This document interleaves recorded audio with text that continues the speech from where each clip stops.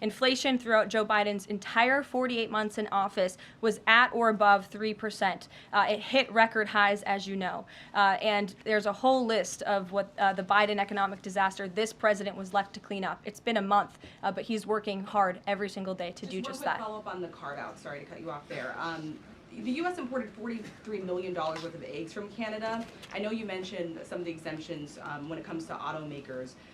Will there be any other carve-outs, including for eggs? We know prices are soaring for Americans. The president is open to hearing about additional exemptions.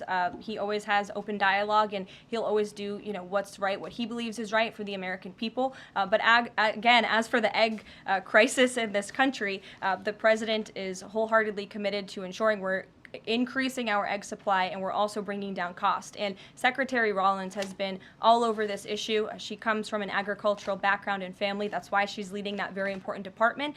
She wrote an amazing op-ed in the Wall Street Journal. She's been all over the media talking about her plan. She has a real plan. The president endorses it. And he even, gave her an off-the-prompter shout-out last night to say, Brooke, I'm counting on you. It's an important issue. And this White House is working with Secretary of Agriculture every single day to address this issue. Sure.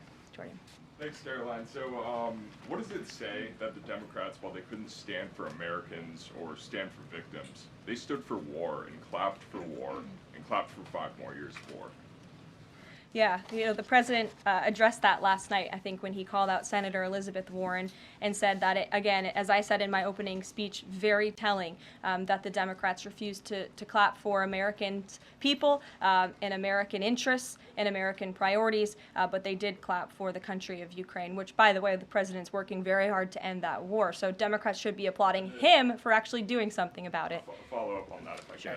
You've spoken recently about how what happened in the Oval Office last week gave Americans an inside look into behind-the-scenes discussions with Zelensky. Is this how he treated Joe Biden and just treated him disrespectfully and received billions of dollars? Well, it's a very interesting question. I don't know if anybody in here asked my predecessor who stood at this podium about that, but there was a report from NBC News that President Biden also got increasingly frustrated with President Zelensky when he was handing out blank checks and President Zelensky kept asking for more. Joe Biden was quite frustrated with that. So again, as I've said repeatedly, Friday revealed the frustrations that this administration has had in closed-door negotiations with the Ukrainians. However, President Zelensky did put out a statement yesterday, which we believe is a positive step forward, and National Security Advisor Mike Waltz has been talking to his Ukrainian counterparts, and so we're in the midst of this, and we'll see what happens next. Caitlin. Thanks, Caroline. I have 2 questions. One on the reprieve that is being granted to these 3 automakers for 1 month on the tariffs on Canada and Mexico.